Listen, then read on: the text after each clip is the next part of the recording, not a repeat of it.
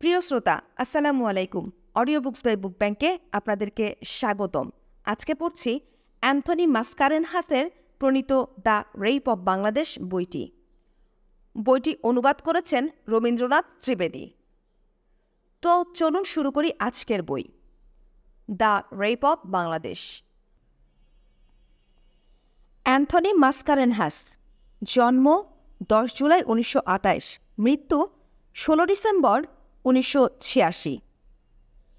জন্মসূত্রে ভারতীয় গোয়ানিজ খ্রিস্টান, বসবাসসূত্রে পাকিস্তানি। করাচিতে সাংবাদিকতা পেশায় 1987 সনে রয়টারে যোগ দেন। পাকিস্তান সংবাদ সংস্থা এপিপি এবং নিউ ইয়র্ক টাইম লাইফ সাপ্তাহিক 1949 থেকে 54 পর্যন্ত সংবাদদাতা ছিলেন। করাচি সহ দি মর্নিং নিউজ এর চিফ রিপোর্টার, পরে সহ সম্পাদক পদে 1961 সন থেকে 1971 সনের মে মাস পর্যন্ত কর্মরত ছিলেন। 71-এর এপ্রিল মাসে ঢাকা সফরকালে গণহত্যার তথ্যাদি সংগ্রহ করেন এবং বিলেতে পালিয়ে গিয়ে সানডে টাইমস 13 জুন 1971 পত্রিকায় গণহত্যার তথ্যাদি প্রকাশ করে বিশ্ব বিবেককে জাগ্রত করতে অগ্রণী ভূমিকা পালন করেন। তাছাড়া উপমহাদেশের রাজনৈতিক ঘটনাবলী অন্তরঙ্গ আলোকে প্রত্যক্ষ করে সাংবাদিকের স্বভাবসুলভ ভঙ্গিতে তা বর্ণনা করেন। দ্য রেপ অব বাংলাদেশ এবং বাংলাদেশ রক্তের ঋণ গ্রন্থ দুটি সেই আলোকেই বিচার্য। 1986 সালের 6 ডিসেম্বর অ্যান্থনি মাসকারেনহাস হৃদরোগে আক্রান্ত হয়ে লন্ডনে শেষ নিঃশ্বাস ত্যাগ করেন। মুখ বন্ধ। 14 এপ্রিল 1971 পাকিস্তান সরকারের তথ্য মন্ত্রণালয়ের আমন্ত্রণে পাকিস্তানি কজন সাংবাদিক ও আলোকচিত্র শিল্পীসহ আমিও ঢাকায় গিয়েছিলাম। পূর্ব বাংলা স্বাভাবিক অবস্থায় ফিরে এসেছে, এই বিষয়ে সংবাদ সংগ্রহ ও প্রচার করা ছিল আমাদের কাজ বা অ্যাসাইনমেন্ট। ঢাকার রাস্তাঘাট জনশূন্য, বিশাল এলাকা জুড়ে আগুনে পোড়ানো চিহ্ন, দোকানপাট বন্ধ, গোলার গর্তের চিহ্ন, বুলেটের দাগ, ঘন কালো ধোঁয়ার কুণ্ডলী তখনও উপরে উঠছে। বাতাস ভারাক্রান্ত। যা হোক, সব ধ্বংসের ঘটনা আপনি কথা বলছে যে ঢাকা নগরীকে সজীব ও বন্ধুবাৎসল্যের জন্য এতদিন জেনে এসেছি এবং ভালোবেসেছিলাম, সেই ঢাকা যেন আজ করুণ হাস্যকর অনুকরণের নগরী। আমার অনেক বন্ধুকে আমি খুঁজে পেলাম না। কেউ চিরকালের মতো হারিয়ে গেছেন, অন্যরা আমাকে যা বলা হয়েছে পালিয়ে গেছেন। অনেক বিপদের মধ্যে খোঁজাখুঁজি করে একজনকে পেলাম। তিনি নীরবে কণ্ঠে বলেন, কেন এসেছেন? আমি বিড়বিড় করে একটা ব্যাখ্যা দেওয়ার চেষ্টা করছিলাম। তিনি মন্তব্য সংক্ষিপ্ত করে বলেন, যে পাকিস্তানকে আপনি ও আমি জেনেছি তার কোনো অস্তিত্ব নেই, সেভাবে আমাদের মেনে নেওয়া ভালো। তারপর তিনি ঘুরে দাঁড়ালেন এবং দরজা বন্ধ করে দিলেন। তার পরের 10 দিন 16তম পাকিস্তান আর্মি ডিভিশনের সদর দফতর কুমিল্লায় এবং পূর্ব বাংলার অন্যান্য স্থানে সফর করেছি। তখন আমি অস্বস্তিকর অবস্থায় পাকিস্তানি সেনাবাহিনীর নারকীয় গণহত্যা সংগঠনের গা কাঁপানো রূপ দেখেছি। যদিও আমার সহকর্মীরা পরবর্তীকালে অস্বীকার করেছেন, তবু আমি বিশ্বস্ততার সঙ্গে বলতে পারি, আমরা যা দেখেছি তাতে আমরা সকলেই শিউরে উঠেছিলাম।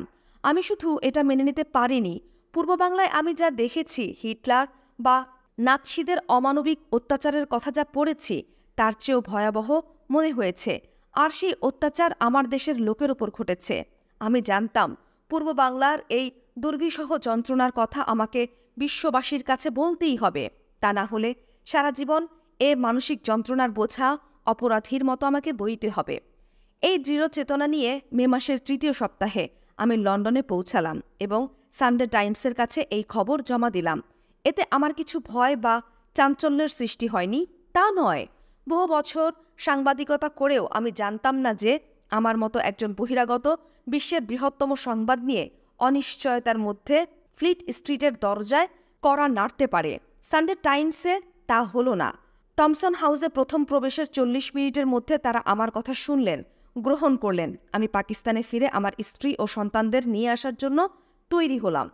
একটি বিরাট সংবাদপত্রের মহান সম্পাদক হ্যারল্ড ইভান্স এবং সানডে টাইমসের বৈদেশিক বিভাগের অন্যান্য সাংবাদিক যেমন ফ্রাঙ্ক গিলম, নিকোলাস ক্যারল, ডোনাল্ড এবং গডফ্রে সাংবাদিক সুলভ অনুভূতি এবং যোগ্যতা সম্বন্ধে আমার উচ্চ ধারণার কথা ভাষায় প্রকাশ করা দুরূহ। 13 জুন 1971 তারিখে সানডে টাইমস পাকিস্তানের গণহত্যার সকল ঘটনা প্রকাশের পর বিশ্ববাসী জানতে পেরেছে। এই বইটি ওই প্রতিবেদনেরই যুক্তিসঙ্গত অনুসিদ্ধান্ত।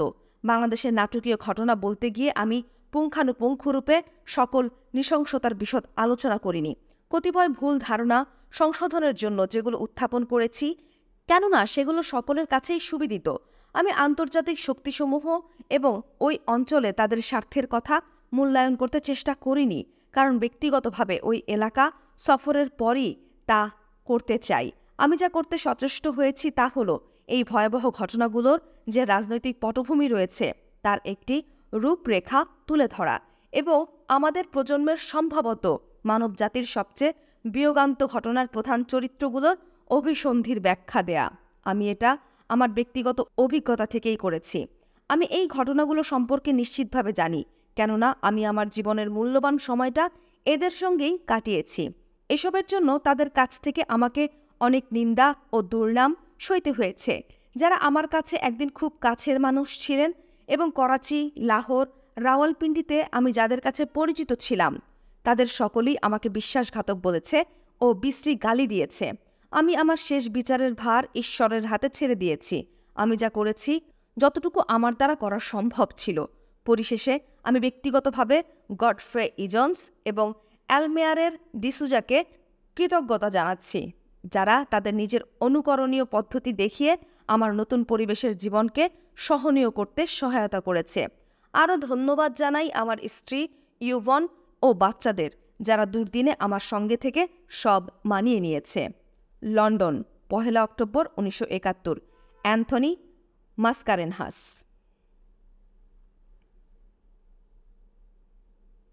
দুর্বিপাকের পূর্বরঙ্গ। 25শে মার্চ, বৃহস্পতিবার, বিকাল প্রায় 5টা, 1971 সাল। ঢাকা বিমানবন্দরের রাস্তায় বাবলা ও অশ্বত্থ গাছের বিকেলের ছায়া দীর্ঘতর হতে শুরু করেছে। সেই সময়ই নম্বরবিহীন কালো মার্সিডিজ গাড়ি প্রেসিডেন্টের নিশান উড়িয়ে সেনাবাহিনী গার্ডের কঠোর নিরাপত্তার মধ্যে বরফ স্টাইলে ভিআইপি টার্মিনাল ভবনের বিপরীতে শান শওকত সহ এসে দাঁড়াল। 20 গজ দূরে পাকিস্তান আন্তর্জাতিক এয়ারলাইন্সের একটি বিশেষ ফ্লাইট আকাশ পাড়ি দেবার জন্য প্রস্তুত হয়েই ছিল। এই সাদা ও সবুজ বর্ণের বোয়িংটিতে পূর্ণ জ্বালানি নেওয়া হয়েছে। যাত্রাপথ 6000 মাইল। দক্ষিণ ভারতের সমুদ্রবুক ধরে শ্রীলঙ্কায় উত্তরণ করে তারপর পশ্চিম পাকিস্তানে প্রবেশপথ করাচি। বাছাই করা বৈমানিক শক্ত হাতে বিমানের প্রবেশপথে স্বাগত জানানোর জন্য দাঁড়িয়ে, কিন্তু তাদের জন্য অনুগৃহীত এই অনুষ্ঠানে সকলকেই স্বাভাবিকভাবে বিষণ্ণ দেখাচ্ছিল। যে কয়জন উচ্চপদস্থ সামরিক অফিসার প্রেসিডেন্টকে বিদায় জানাতে এসেছিলেন, তাদের গাম্ভীর্যে ছিল দুশ্চিন্তার স্পষ্ট ছাপ। চারিদিকে দুশ্চিন্তার তড়িৎ চাবুক ঝলসে উঠেছিল। মৌসুমি রুক্ষ বাতাস ও গুমোট আবহাওয়া তাতে আরও তীব্র উত্তেজনায় প্রকাশ পেয়েছে। পাশে দাঁড়ানো এক অনুগৃহীত ঝাঁচালো কণ্ঠে বলেই উঠল, এটাকে ছুরি চালিয়ে টুকরো টুকরো করতে পারেন। সেই ভয়াল দিনে ঢাকা বিমানবন্দরকে ইউরোপীয় মিত্রবাহিনীর একটি সুরক্ষিত আগুয়ান বিমান ঘাঁটির মতো দেখাচ্ছিল। পর্যটন বিভাগের পরিসংখ্যান অনুযায়ী 7.5 কোটি বাঙালি অধ্যুষিত প্রাদেশিক রাজনীতি ঢাকা নগরী, কিন্তু জনতার দৃষ্টির বাইরে আজ বিমান ঘাঁটি। কোনো বাঙালির মুখ দেখা যায়নি। পক্ষান্তরে পশ্চিম পাকিস্তানি সামরিক বাহিনীর উপস্থিতি সর্বত্র। সমস্ত বিমানবন্দরটি ওরা ছেয়ে রেখেছে।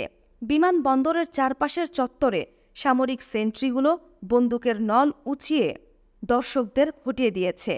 প্রান্তের পিচঢালা পথ, ইতস্তত বালির রাস্তায় আস্তানা চোয়াল আটা জোয়ানগুলো যুদ্ধের পোশাকে মেশিনগান তাক করে রয়েছে। পিছনে বিমান বিধ্বংসী বাহিনীর কামানের ক্রুগুলো বিশেষ পেশাদারি ভঙ্গিতে বসে রয়েছে। মনে হচ্ছিল পশ্চিম পাকিস্তানি সৈনিকগুলো যে কোনো পরিস্থিতির জন্য প্রস্তুত। সেদিনের বিমানবন্দরে অনুপ্রবেশকারীরা ছিল না, শুধু বিকেলের পরন্ত বেলায় একমাত্র ঝাঁক ঝাঁক বাদামি ও সোনালি ডাস মাছি অলসভাবে উড়তে দেখা গিয়েছিল। বিমানবন্দরে উৎকণ্ঠাপূর্ণ আবহাওয়া ক্রমান্বয়ে লাউঞ্জ থেকে হলঘরেও সংক্রামিত হয়েছিল। ভবনের অভ্যন্তরে 2000 নারী পুরুষ শিশু, যাদের বেশিরভাগই ছিল মেমন সম্প্রদায়ভুক্ত, অন্যরা পাঠান। আসন্ন বিপদের ভয়ে বাসায় পরা পোশাকেই পালাচ্ছে। অনেকেই অনিদ্রায় রাত কাটাচ্ছে এখানে। বিছানাপত্র ও মানবদেহের অবস্থিতিতে বেশ নোংরা হয়েছে বিমানবন্দর। একটা অস্বস্তিতে তারা রয়েছে, তা বেশ বোঝা যাচ্ছে।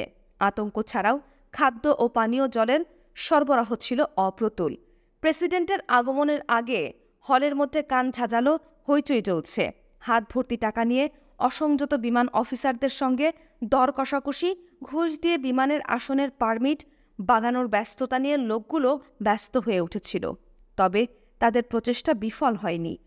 এখন উচ্চকণ্ঠে ফিসফিস আওয়াজ। বিমানের বেশ কজন কর্মী জানালায় দাঁড়িয়ে থাকা সহকর্মীর সঙ্গে যোগ দিল। বাইরে তাকিয়ে দেখলেন প্রেসিডেন্টের বিদায় যাত্রা। যারা সেদিন প্রেসিডেন্টের বিদায় যাত্রা দেখেছেন তারা সেই বিদায় লগ্নকে কখনো ভুলবেন না। অন্য আর সব দিক থেকে এই লগ্নটি ছিল পাকিস্তানের ইতিহাসের মোড় ফেরার লগ্ন। 10 দিন আগে প্রেসিডেন্ট ইয়াহিয়া ঢাকায় এসেছিলেন ফুরফুরে হালকা মেজাজ নিয়ে। এখন সেখানে গভীর হতাশা, মেজাজে মলিনতার কালো ছায়া। সেই ছায়া সর্বত্র, সকলের মুখে সংক্রমিত হয়েছে। আগা মোহাম্মদ ইয়াহিয়া খান আজ আর অফিসারদের সময় নষ্ট করতে চাননি। তারা তো এখন যুদ্ধের ময়দানে। সত্যিকার অর্থে সামরিক কায়দায় তিনি বিদায় অভিবাদন সংক্ষিপ্ত করলেন। তাছাড়া 1 মাইল দূরে ইস্টার্ন কমান্ড হেডকোয়ার্টারের কনফারেন্স রুমে 8 ঘণ্টা দীর্ঘ বিবর্তনমূলক ব্যবস্থা গ্রহণের আলোচনা শেষ করে এসেছেন। সেজন্য সামরিক শুভেচ্ছা বিনিময় হলো সীমিত কজনের সঙ্গে। 2 জন ঊর্ধ্বতন সামরিক কর্ণধারের সঙ্গে একটু ফিসফিস, নিচু স্বরে কথা হলো। ফ্যাশন দুরস্ত সামরিক সালাম বিনিময় হলো। এবার প্রেসিডেন্ট ইয়াহিয়া স্বচ্ছন্দে পদক্ষেপে বিমানের প্রবেশপথে উঠলেন এবং নির্দিষ্ট আসনে বসলেন। উড্ডীয়মান বিমানে পিআই এর আতিথেয়তার সুনাম রয়েছে, আর সেদিনের বিমানের আয়োজন ছিল অতুলনীয়। বিমানের দরজা বন্ধ হতে না হতেই একজন বিমানবালা বিমান উড়বার রীতি উপেক্ষা করে কচ ও সোডাসহ গ্লাস সাজিয়ে মান্যবর মেহমানের দিকে এগিয়ে গেল। ফেনায়িত গ্লাস ওষ্ঠে স্পর্শ করলেন মেহমান। কয়েক মিনিটের ব্যবধানে তিনি অনুরূপ গ্লাস গ্রহণ করতে থাকলেন। প্রেসিডেন্ট ইয়াহিয়া খানের ভয়াবহ আসন্ন পরীক্ষা উত্তীর্ণ হতে এই ধরনের প্রস্তুতি স্বাভাবিক।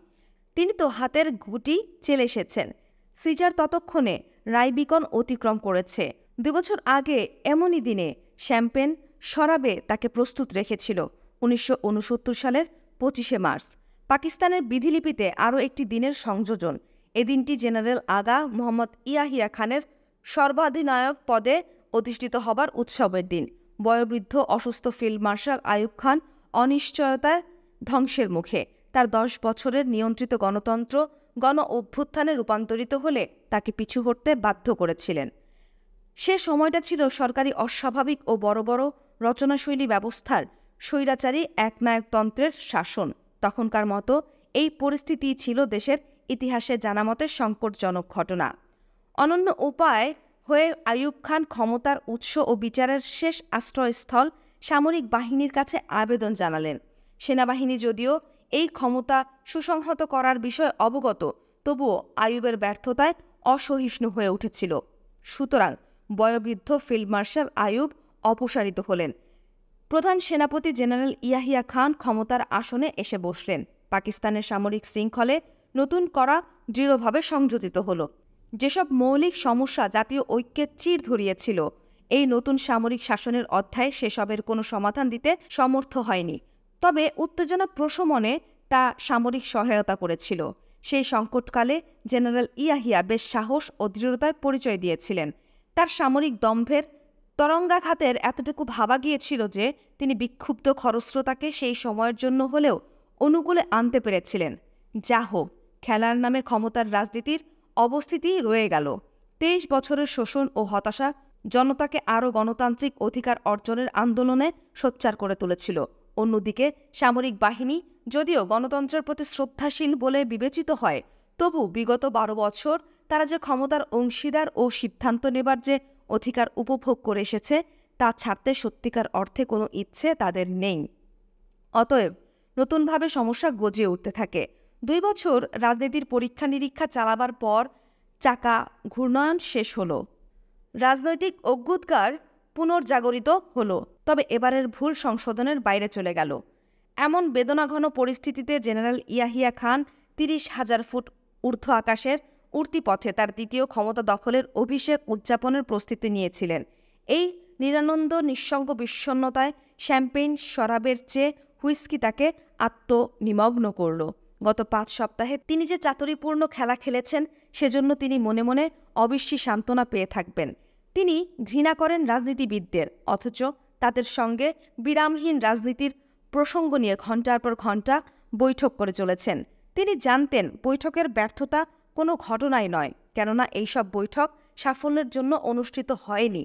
সামরিক উদ্দেশ্য সাধনের জন্যই এসবের প্রয়োজন ছিল। সর্বাত্মক সামরিক আঘাত হানার জন্যই এই কালক্ষেপণের প্রয়োজন ছিল। এখন সেই চরম সিদ্ধান্ত নেয়ার চরম দায়িত্ব তারই হাতে অর্পিত।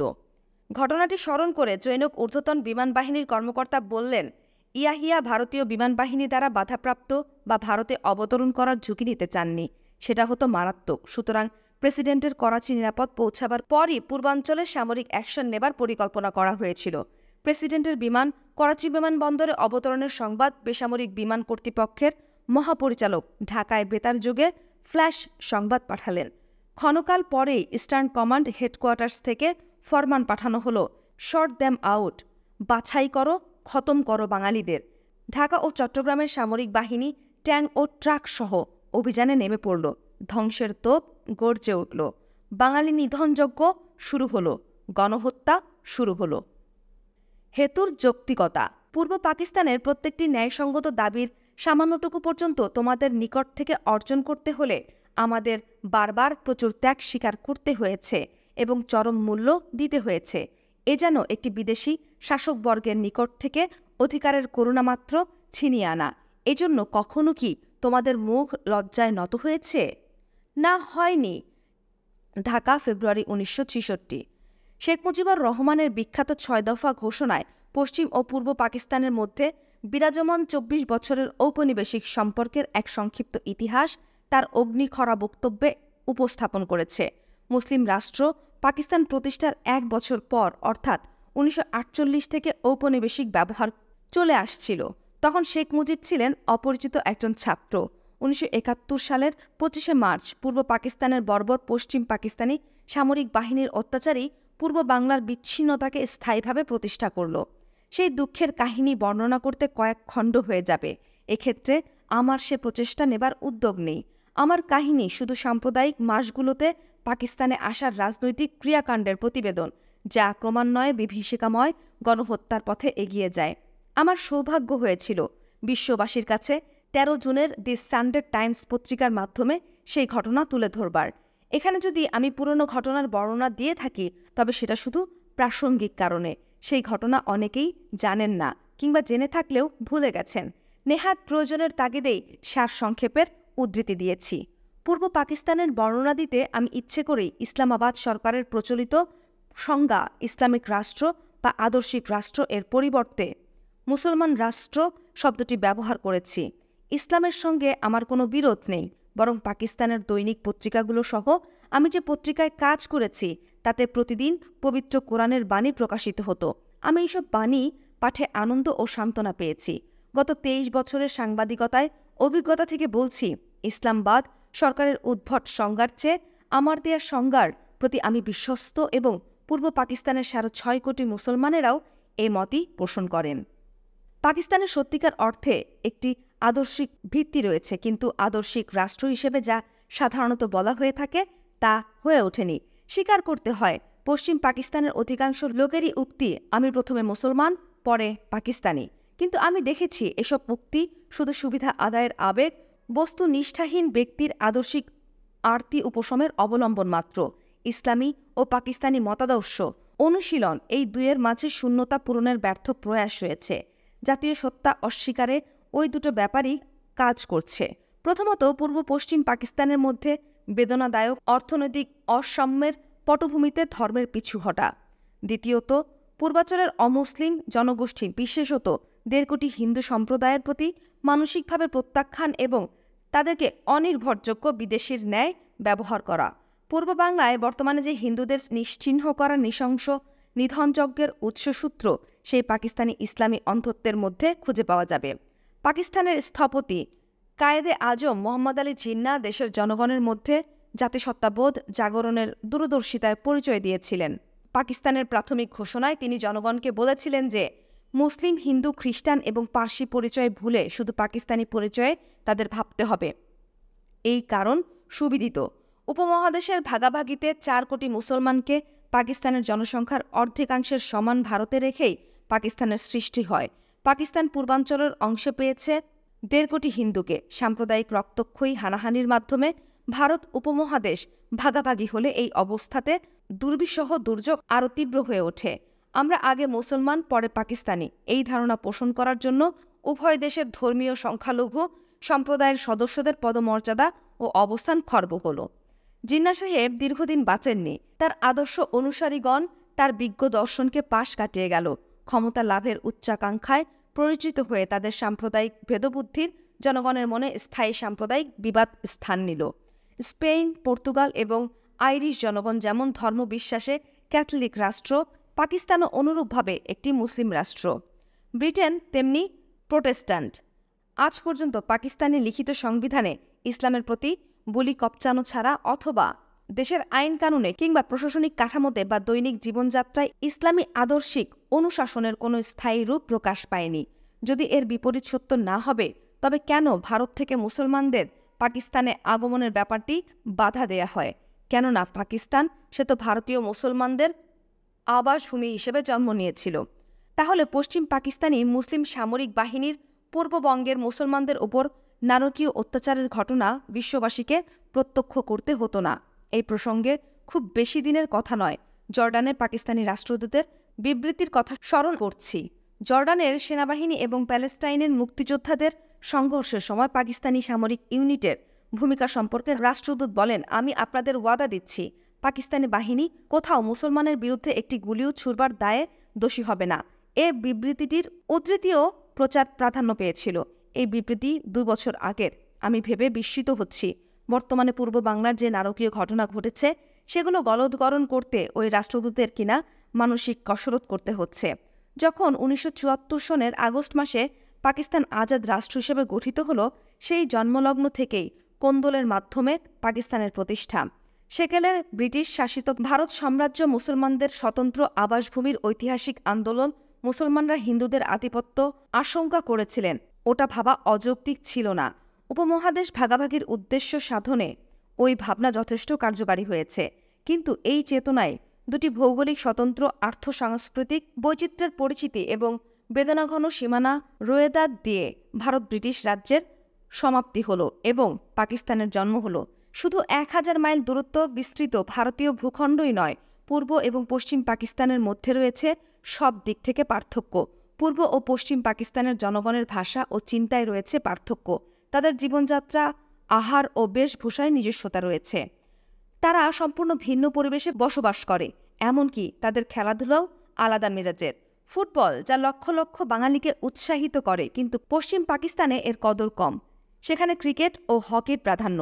যদিও পূর্ব ও পশ্চিম পাকিস্তানিদের মেলামেশা হচ্ছে, তবু বিয়ে-শাদী হচ্ছে কম। দেশের অখণ্ডতা রক্ষার জন্য সরকার 2 অঞ্চলের মধ্যে অন্তদেশীয় বিয়ে-শাদীর জন্য কবছর যাবৎ চেষ্টা চালিয়েছে। প্রতিটি বিয়েতে 500 টাকা যৌতুক দেয়া হয়েছে। তবুও হাতে গোনা যে কয়টি বিয়ে হয়েছে, আমার অভিজ্ঞতা থেকে বলছি, এ ধরনের 2-1টি বিয়েতে বর্তমান যুদ্ধের কারণে তিক্ত ঘৃণা ও দুঃখজনক পরিসমাপ্তিতে এসে দাঁড়িয়েছে। রাজনৈতিকভাবেও দুটি অঞ্চল ভিন্ন তরঙ্গে বাঁধা। পশ্চিম পাকিস্তান নিজেকে মধ্যপ্রাচ্যের অংশ হিসেবে বিবেচনা করে, সেভাবেই সর্বদা দৃষ্টি নিবন্ধ রেখেছে এবং 1958 সনের এক স্মরণীয় অনুষ্ঠানে পাকিস্তান মন্ত্রিসভায় president major general Iskander Mirza Afghanistan ও ইরানের সঙ্গে কনফেডারেশনের প্রস্তাব আনুষ্ঠানিকভাবে গ্রহণ করেন। এই ধরনের চরম সিদ্ধান্ত গ্রহণের পেছনে পূর্ব বাংলার লক্ষ লক্ষ জনগণের অস্বস্তিকর রাজনৈতিক চাপে বানচাল করার প্রধান কারণ হয়ে থাকবে। সঙ্গত কারণেই ওইসব দেশগুলো থেকে এই ধরনের হাস্যকর প্রস্তাবে কোনো সাড়া না পেয়ে প্রস্তাবটি পরিত্যক্ত হয়েছে। পাকিস্তানের অংশ হলেও পূর্ব বাংলার দক্ষিণ পূর্ব এশিয়ার প্রতিবেশী রাষ্ট্রসমূহের সঙ্গে স্বাভাবিক আকর্ষণ রয়েছে। তাছাড়া পশ্চিম পাকিস্তান আন্তর্জাতিক অনুশাসনের প্রতি কখনোই উৎসাহিত হয়নি। পূর্ব ও পশ্চিম পাকিস্তানের মানুষের মধ্যে সান্নিধ্যর উষ্ণতার লক্ষণ দেখা যায়নি। দিল্লিতে আমার 3 বছর থাকাকালে আমি দেখেছি পাকিস্তান দূতাবাসের বাঙালি কর্মকর্তা ও কর্মচারীরা ভারতীয়দের সঙ্গে যতটা নৈকট্য ও আন্তরিক, তাদের দেশবাসীর সঙ্গে ততটা নয়। যদিও দুটি দেশের মধ্যে ভারতীয় রাজধানীতে যে রাজনৈতিক বাতাবরণ, তাতে বিপরীত অবস্থা হওয়া বিধায়ও 1958 সনে ওয়াশিংটনে এবং 1967 সনে বিলেতে একই রকম দেখেছি। পাকিস্তানের রাজধানী ইসলামাবাদে একই সামাজিক অবস্থান দেখতে পাবেন। অবসর সময়ে বাঙালি কর্মচারীরা নিজেদের মধ্যে কিংবা বিদেশি সহকর্মী বন্ধুদের সান্নিধ্য বেশি অভিপ্রেত মনে করে। পাঞ্জাবি ও পশ্চিম পাকিস্তানিদের চলার পথও ভিন্নতর। যদি কখনো সাক্ষাৎ হয় তা মিশনের আনুষ্ঠানিক অনুষ্ঠানে কিংবা দূতাবাসের আনুষ্ঠানিক সৌজন্য মদের পার্টিতে, ককটেল পার্টি। যখন একজন কূটনীতিবিদ এই ধরনের কৌতূহল উদ্দীপক বিষয়ে প্রশ্ন করেন, তখন আড়ষ্টতাহীনভাবে একজন পাঞ্জাবি কর্মকর্তা উত্তর দিলেন, এতে আশ্চর্যের কি আছে, শত হলেও আমাদের জন্মসূত্র ধারার ভিন্ন উৎস।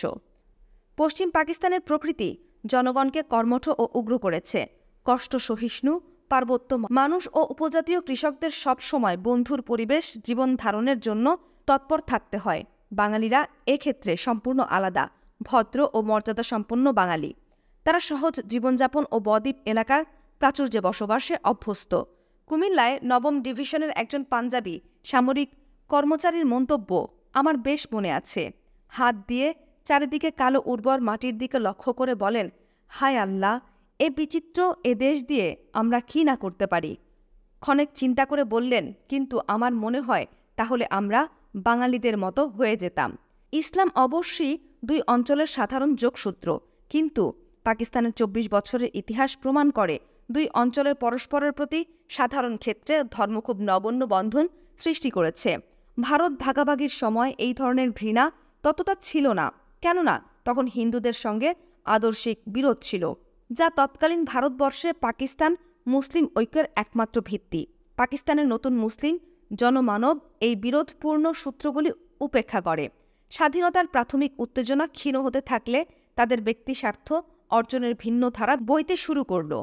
অস্তিত্ব রক্ষা ও অগ্রগতির সঙ্গত কারণেই উগ্র পশ্চিম পাকিস্তানিরা প্রাকৃতিক সম্পদে সমৃদ্ধ ও জনবহুল পূর্বাঞ্চলে আধিপত্য বিস্তার করতে লাগল। পূর্ব বাংলা তার অস্তিত্ব রক্ষার জন্য আধিপত্য প্রতিরোধ করতে শুরু করল। এই পটভূমিতে অর্থনৈতিক বিষয়গুলো এলো সামনে আর ধর্মের স্থান গেল পিছনে। বিরোধ তীব্র হতে লাগল। এই অর্থনৈতিক উন্মেষ ধারাকে ও পূর্ব বাংলাকে পদানত রাখার জন্য পাকিস্তানি শাসকেরা বারে বারে গত ২ দশকের বেশি সময় ধরে ধর্মীয় গোঁড়ামির আশ্রয় নিয়ে ব্যর্থ আক্রমণ চালিয়েছে। যখনই রাজনৈতিক ও অর্থনৈতিক প্রকট সমস্যাগুলি উত্থাপিত হয়েছে, তখনই ইসলামীকরণের নতুন তরঙ্গ সৃষ্টি হয়েছে। এইসব হলো ধর্মান্ধতার নতুন ফতোয়া। সবসময় পুরনো আদর্শের ঢোল পিটানো হয়েছে। প্রাক স্বাধীনতা যুগে সাম্প্রদায়িকতা জাতীয় আদর্শের রূপ নিয়েছে। যেহেতু পাকিস্তানের সৃষ্টি হয়েছে ইসলামকে মুক্ত করে তোলার জন্য, সেই কারণে ভারতের সঙ্গে সহ অবস্থান সৃষ্টির কোনো প্রচেষ্টা হয়নি। ভারত একসময় ভয়ঙ্কর হিন্দু আধিপত্য হিসেবে বিবেচিত হয়েছে। এই উদ্দেশ্য ত্বরান্বিত করার জন্য কাশ্মীর সমস্যা পাকিস্তানের জন্মক্ষণ থেকেই সুলভ বাহন হিসেবে ব্যবহৃত হয়েছে। জনসম্মুখের একাধিক অনুষ্ঠানে আমাদের বলা হতো, কাশ্মীরের যুদ্ধবিরতি সীমারেখা থেকেই পাকিস্তানের বৈদেশিক নীতি উৎসারিত। পাঞ্জাবি ও পাঠানদের কাছে এটা খুব সুখশ্রাব্য ছিল, কারণ ওদের অনেকেরই কাশ্মীরের সঙ্গে পারিবারিক সম্পর্ক ছিল। কিন্তু বাঙালিদের কাছে অতটা উত্তেজনার কারণ ছিল না। যদিও বাঙালিদের অনেকে দেশপ্রেমের কারণে সরকারি ভাষ্যের সঙ্গে ঐক্যমত পোষণ করতেন, কিন্তু সেটা ছিল খুবই সীমিত। শুরুতেই কাশ্মীর নিয়ে যে প্রেষণাই থাকুক না কেন, পরবর্তী সময় তা শুধু জনগণের মধ্যে উত্তেজনা সৃষ্টির মাধ্যম হিসেবে ব্যবহৃত হয়েছে। আমি নির্ভরযোগ্য সূত্রে জেনেছি, প্রয়াত প্রেসিডেন্ট কেনেডি পাকিস্তানি জৈন কূটনীতিককে বলেছেন, জনাব, আমার মনে হয় কাশ্মীর নিয়ে আপনাদের যতটা উদ্বেগ তার চেয়ে বেশি আগ্রহ কাশ্মীর সমস্যার প্রতি। পাকিস্তান যখন সৃষ্টি হলো তখন থেকেই ধর্ম পূর্ব ও পশ্চিম পাকিস্তানের সাধারণ শত্রুর বিরুদ্ধে ঐক্য প্রকাশে সাহায্য করেছে, কিন্তু দুই অংশের মানুষের মধ্যে যে প্রেম বা ভ্রাতৃত্ববোধ প্রকাশে ও একসঙ্গে থাকার সচেষ্ট আবেদন রাখেনি। বাংলাদেশের নেতৃবৃন্দ বলেছেন, অর্থনৈতিক অগ্রগতির প্রাধান্য এত বেশি যে ইসলামের সৌহার্দ্য ও ঐতিহ্যের স্লোগান দিয়ে তাকে উপেক্ষা করা যাবে না। এটা ভাবা সীমাচীন হবে না যে পূর্ব বাংলার মানুষেরা অর্থনৈতিক শোষণ ও তজ্জনিত অবনতি ভুলে গিয়ে ইসলামী বন্ধন শক্তিশালী বিবেচনা করেন। শেখ মুজিবুর রহমানের অর্থনৈতিক উপদেষ্টা এবং সমাগত নতুন বাংলাদেশ সংস্থাপনায় সবচেয়ে কৃতি অর্থনীতিবিদ রেহমান সোবাহান এ বিষয়ে পুনরায় গুরুত্ব আরোপ করেছেন। ব্রিটিশ ভারতের ধর্মীয় সংখ্যাগরিষ্ঠের শোষণের বিরুদ্ধে মুক্তির জন্যই বাংলাদেশ ধর্মীয় ভিত্তিতে পশ্চিম পাকিস্তানের সঙ্গে রাজনীতির ক্ষেত্রে অংশীদারি হয়েছিল। কেউ অমন ভাবেননি যে এই ব্যবস্থা অধিকতর উন্নত হয়ে পাকিস্তানের শোষণ ব্যবস্থায় রূপান্তরিত হবে।